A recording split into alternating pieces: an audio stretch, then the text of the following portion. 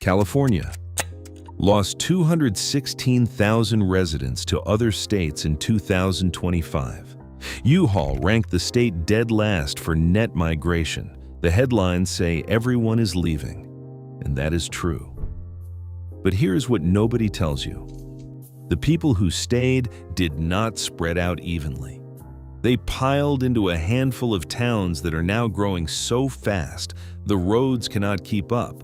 The schools are overflowing.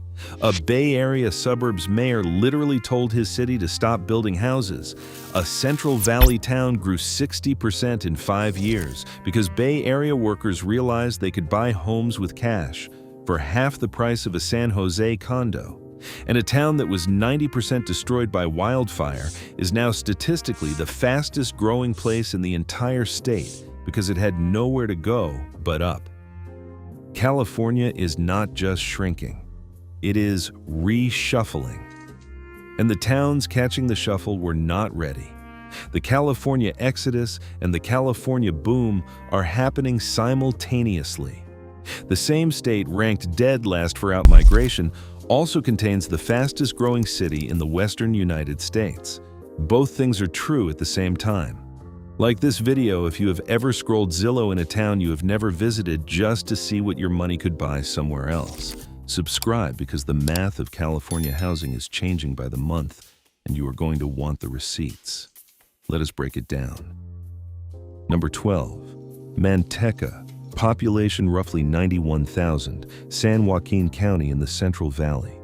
The town's name literally means butter in Spanish. It was a dairy farming community. Now it is being spread thin by growth that is melting its small-town identity. Bay Area commuters discovered that Manteca sits within commuting distance of the East Bay via the Altamont Pass, and the median home price is roughly half of what the same house costs in Fremont or Pleasanton. Remote work sealed the deal. The city made the State Department of Finance's top 10 fastest growing list. But here's the thing. The schools are straining. The traffic on Highway 120 and Highway 99 has gotten noticeably worse. Residents still drive to Stockton or Tracy for basic services because the retail infrastructure has not caught up. The agricultural character that defined the community is being replaced, one subdivision at a time. The town named after butter is being consumed by its own growth. Elk Grove in Sacramento County has a population of roughly 176,000. This is the city with the most absurd urban planning fact on the entire list. It has no downtown. None.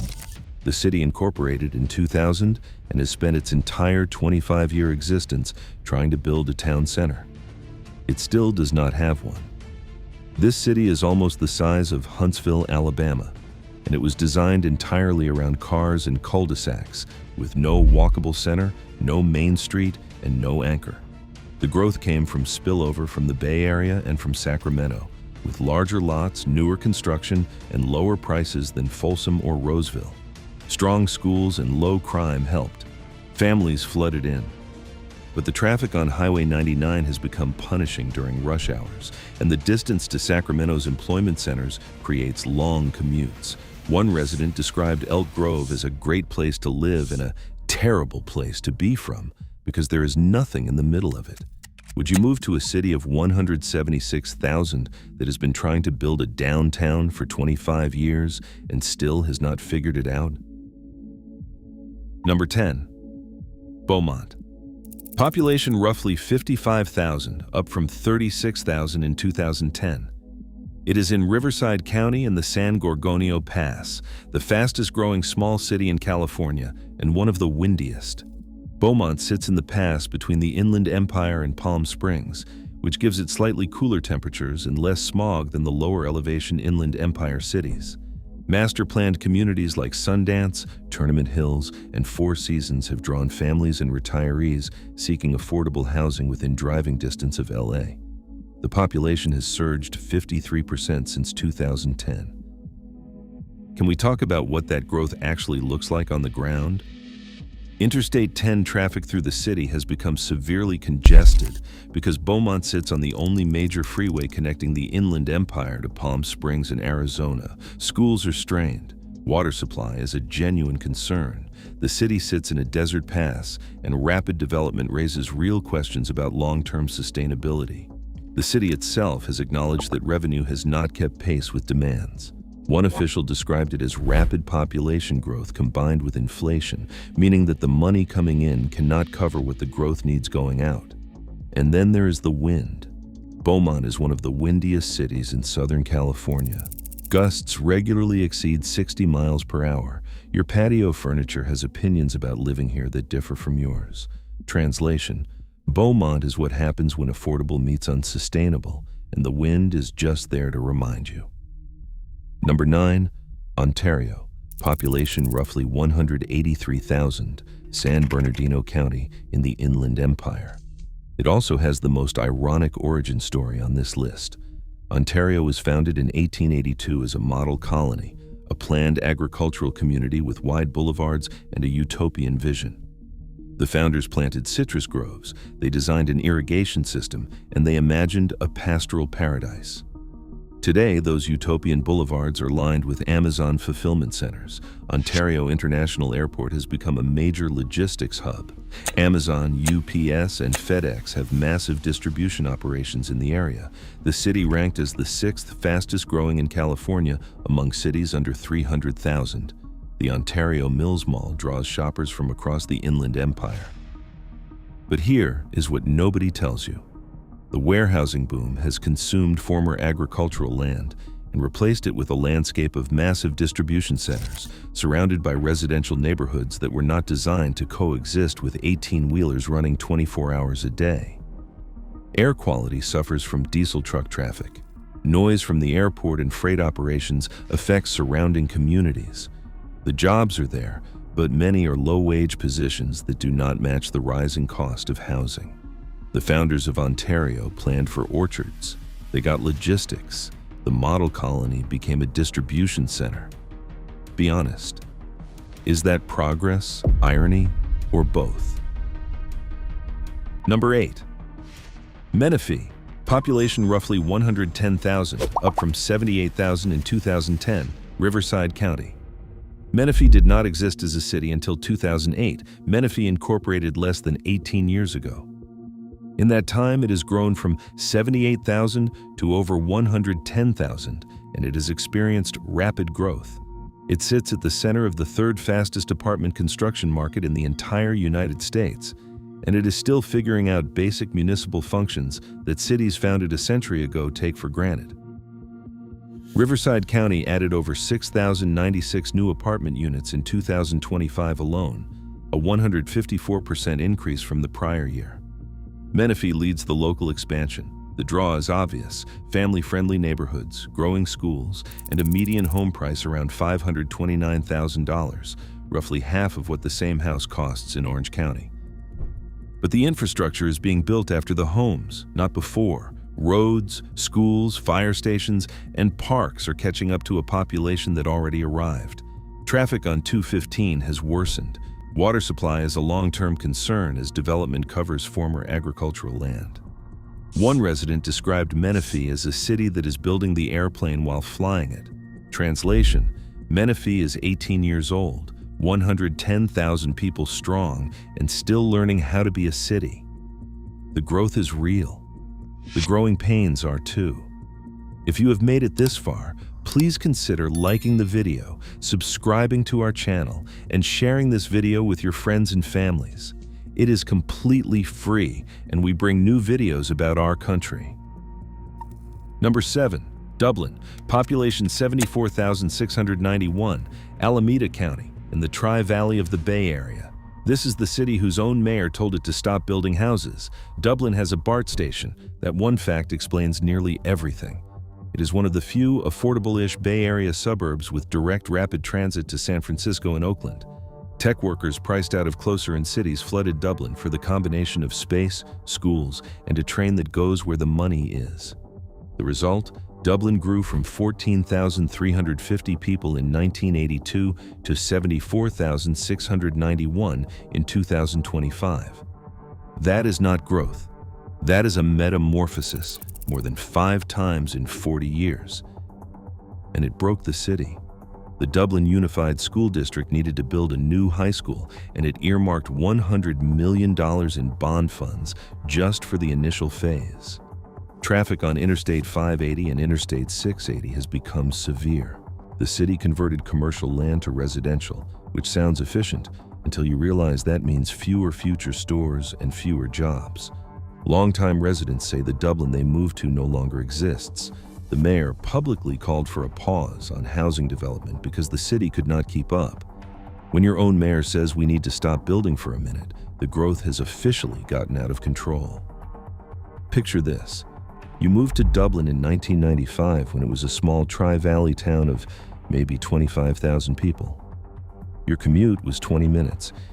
Your kids' school had room, the hills were green, and the pace was manageable. Now, it is 75,000 people. The freeway is a parking lot. There's a $100 million high school being planned because the existing ones are bursting, and the field behind your house became 400 townhomes. The Dublin you chose does not exist anymore. The Dublin that replaced it has a BART station and a mayor who is begging it to slow down. Would you stay in a city that quintupled around you, or sell the house that tripled in value and move somewhere quieter? Number 6, Folsom. Population roughly 82,000 in Sacramento County along the Highway 50 corridor, the city that used to be known for two things, a prison and a lake. Now it is known for traffic and Melrose fees. In 2004, Folsom voted to annex 3,500 acres of cattle range south of Highway 50. That decision changed everything. The Folsom Ranch development has been adding thousands of new homes ever since, transforming former pasture land into suburbs at a pace that longtime residents describe as frustrated to furious. Bay Area remote workers are a major driver. The Sacramento region expects approximately 20,000 new residents from the Bay Area and other coastal areas. And when the median home price is $775,000, which sounds insane until you remember San Francisco is $1.55 million, it looks like a bargain to someone who just sold a 2-bedroom condo in San Jose and is sitting on cash. San Joaquin County is 46% cheaper than San Francisco, according to the University of the Pacific. At that differential, people will drive, or work from home, or both. Here is what nobody tells you about Folsom Ranch. The new homes come with Melrose taxes averaging $4,000 per year on top of regular property taxes. Melrose is a special tax district that funds infrastructure in new developments. Translation, you are paying a surcharge to live in a neighborhood where the roads were built yesterday. The roads are already overwhelmed. One longtime Folsom resident described the traffic as horrible, especially at peak times. Another resident quit going to the gym entirely because the drive became unbearable after a 45-minute work commute. The Folsom Ranch development is adding homes faster than the roads, schools, and services can absorb them. The population has grown at more than triple the rate of Sacramento since the development broke ground. Can we talk about what it feels like to watch cattle ranches turn into cul-de-sacs? That is what Folsom residents are describing. You move to a city with a lake, open space, and room to breathe. Then, 3,500 acres of rangeland became rooftops, and the Highway 50 commute went from manageable to miserable. The new neighbors are wonderful. The new traffic is not. And the $4,000 annual Melrose fee on top of your property taxes is a reminder that in California, even the affordable alternative to the expensive place has a surcharge. If you thought Dublin's mayor calling for a building halt was dramatic, Folsom's residents are waging a quieter war, not against a policy, but against a landscape they no longer recognize. Would you pay $775,000 plus $4,000 a year in Melrose for a house on land that was cattle range 15 years ago? Or does that math only work if you are comparing it to $1.55 million in San Francisco? Number 5, Roseville. Population roughly 152,000, Placer County, Interstate 80 corridor north of Sacramento, and the city that funds itself through shopping. Roseville is home to the Westfield Galleria, the second largest mall in Northern California, plus the Fountains, an upscale outdoor shopping center, and one of the largest auto mall corridors in the region. The city's revenue model is genuinely clever. it deliberately attracts massive retail development because sales tax revenue funds city services, parks, road maintenance, and landscaping without overburdening residential property taxpayers. You know those perfectly maintained medians and immaculate parks? Shopping paid for them. Strong schools, low crime, median home prices around $630,000 to $650,000, lower than Folsom's $775,000, which makes Roseville feel like the value pick among Sacramento's premium suburbs. Bay Area families continue to arrive. One person who moved from San Jose described the experience as getting a 4-bedroom house with a yard for less than their San Jose condo cost. But here's the thing. The Interstate 80 corridor through Roseville has become severely congested. New developments on the western and northern edges are pushing into agricultural land. The growth is outpacing road capacity. And the city's crime statistics occasionally look worse than Folsom's, though this is almost entirely driven by retail theft at the Galleria, a byproduct of being the regional shopping destination for millions of visitors. When your entire economic model depends on attracting shoppers, you also attract the problems that come with shoppers. Translation: Roseville is a city that funds itself through consumption and is now being consumed by its own growth. The malls pay for the parks attract families, the families need schools, the schools need roads, the roads need money, the money comes from malls. The cycle feeds itself until the traffic makes the mall unreachable and the whole model starts to strain. Picture this. You are driving north on Interstate 80 toward Roseville on a Saturday afternoon. The Galleria exit is backed up half a mile. Inside the mall, the sales tax is funding a new playground 3 miles away that your kids will use tomorrow. The system works beautifully on paper. On the freeway, it works less beautifully. If you could live in a city where shopping pays for your parks, but the traffic to the shops makes you question your life choices, would you take the deal? Number 4. Lathrop. Population approximately 46,728, up from 29,123 in 2020. Lathrop is in San Joaquin County in the Central Valley. It was the fastest growing city in California, among cities with more than 30,000 people. It is the most vivid example of what happens when homes arrive before everything else. Lathrop grew 60.45% in 5 years. That number deserves a pause. 60% in 5 years. The city went from 29,000 people to nearly 47,000, and it is not even half built. 2 massive master-planned communities are driving the growth. River Islands has capacity for 15,000 homes. About 3,500 are occupied, absorbing 500 new homes per year. Stanford Crossing is adding another 2,500 units. When both are completed, Lathrop is expected to double in size to approximately 70,000 residents. The math of why people come is simple.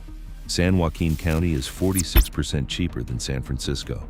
A retired DMV worker from San Jose sold her Bay Area home in 3 days, moved to Lathrop, and bought a house with cash, no mortgage, no bidding war, no stress. She said the house sold in 3 days. That is what $1.5 million of Bay Area equity does in a $600,000 market. Tesla expanded from 400,000 square feet to over 3 million square feet in Lathrop. Wayfair and In-N-Out have large operations. The jobs are arriving. Here is what nobody tells you. Retail is not keeping pace. The city manager acknowledged that businesses and retail have not kept pace with housing construction. Residents in brand new neighborhoods have limited shopping, dining, and service options nearby. You can have a beautiful new home with modern finishes, man-made lakes, and a park, and still drive 20 minutes for groceries. A light rail connection to BART has been discussed, but it is at least a decade away. The median household income of $126,421 reflects Bay Area transplants who brought their salaries. But local service sector wages do not match, creating a 2-tier economy inside a single city. One person described Lathrop as living in a preview of a city that does not fully exist yet, that is either exciting or exhausting, depending on your tolerance for construction noise. The homes arrived, the food has not. Amenities lag behind. Picture this. You are standing in your brand new kitchen in River Islands. The countertops are quartz, the appliances are stainless. Through the window you can see a man-made lake, a park, and beyond that, construction cranes building the next phase. It is clean, it is quiet, it is optimistic. And then you realize you need milk. The nearest full-service grocery store is a 20-minute drive. The nearest sit-down restaurant that is not a chain is farther away. You are living in the future tense of a city. Everything you need will exist eventually, but right now you are in a beautiful home in a construction zone that plans to be a community in about 10 years. Your patience starts to drop. Number 3, Paradise. Population approximately 11,000. Butte County, Sierra Nevada foothills. And the most emotionally complicated entry on this list. Paradise has the highest annualized growth rate in California at 9.94%. That makes it statistically the fastest growing town in the state. But this is not a boom story. This is a survival story. On November 8, 2018, the Camp Fire destroyed approximately 90% of Paradise. 85 people died. Roughly 11,000 homes were lost. The population dropped from 26,500 to below 5,000. The town that took over a century to build was destroyed in a single morning by a fire that was ignited by Pacific gas and electric equipment. The mayor, Steve Crowder, was elected 2 days before the fire. His first act as mayor was directing evacuations. He lost his own home and business. Since then, Paradise has been rebuilding. Population has more than doubled from below 5,000 to over 11,000. As of 2025, 39% of pre-fire housing stock is back. An average of 700 homes are under construction at any given time. Over 3,400 new homes were completed in 2025. All power lines are being buried underground. Homes are being built to stricter fire codes. But here is what nobody tells you about rebuilding from catastrophe. Building costs doubled. They rose from $150 to $175 per square foot before the fire to $350 or more after. Average home prices nearly doubled from $225,000 to $450,000. Insurance is nearly impossible to obtain. State Farm and Allstate stopped writing new policies in California, partly because of wildfire zones like Paradise. Squatters moved onto vacant lots. Grifters exploited charity. Water system contamination from melted plastics required extensive remediation. The Green Belt Buffer Zone, the ambitious plan to create fire breaks around the town to prevent the next disaster, has acquired roughly 100 acres of the 30,000 or more needed. That is 0.3%. The plan to prevent the next catastrophe has achieved essentially nothing. At the current rebuild rate, full recovery would take 30 years. Many former residents will never return. Picture this. You are driving into Paradise on the Skyway. The road climbs into the Sierra foothills. Brand new homes appear next to vacant lots where houses once stood. 1 million tree stumps dot the landscape. The forest that surrounded the town is gone, replaced by open sky and new growth. Construction vehicles line every street. The buried power lines and fire-resistant materials represent a town betting everything that it will not happen again. The recovery director described it as a question of whether the community could survive and come back. It came back, partially. With double the building costs, no insurance market, and a buffer zone at 0.3% completion, Paradise is the fastest growing town in California. It is growing because it was destroyed. The growth rate is a measure of survival, not prosperity. Number 2, the Temecula and Murrieta corridor in southwest Riverside County. Temecula population roughly 110,000.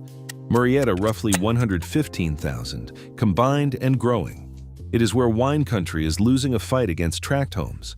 Riverside County added over 6,096 new apartment units in 2025, a 154% increase from the prior year. That makes it the third fastest apartment construction market in the entire United States. The Temecula-Murrieta corridor is absorbing much of this growth. The draw is straightforward.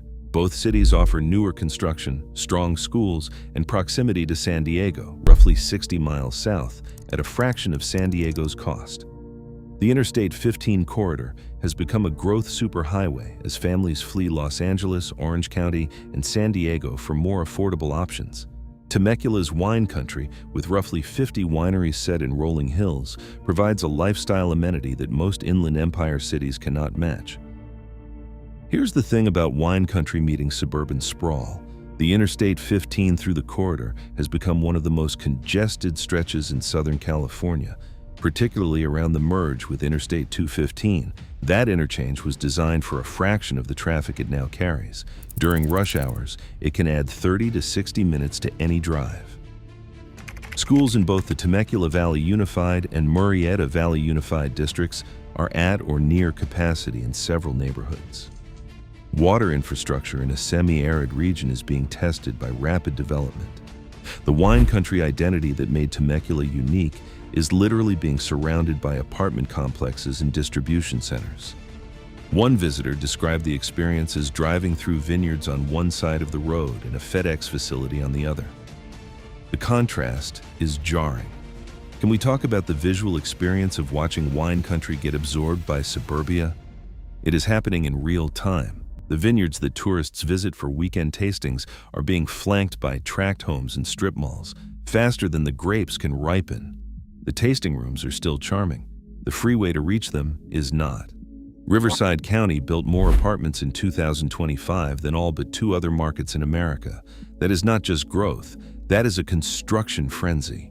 The corridor absorbing most of it sits between San Diego and Los Angeles, which means every person who moves here adds one more car to freeways that were not designed for this volume.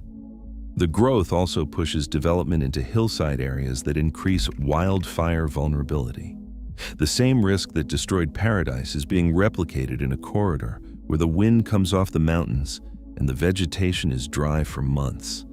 Would you buy a house in wine country knowing that the vineyard next door might become an apartment complex next year, or is the tasting room view worth the gamble? Number 1. The Inland Empire. San Bernardino and Riverside counties combined, population approximately 4.7 million, the fastest growing major metro region in California, and the place where the California dream went when it got priced out of the coast. The numbers tell the story. Census data shows that Riverside and San Bernardino counties gained 21,131 residents from Los Angeles County alone in the most recent reporting period.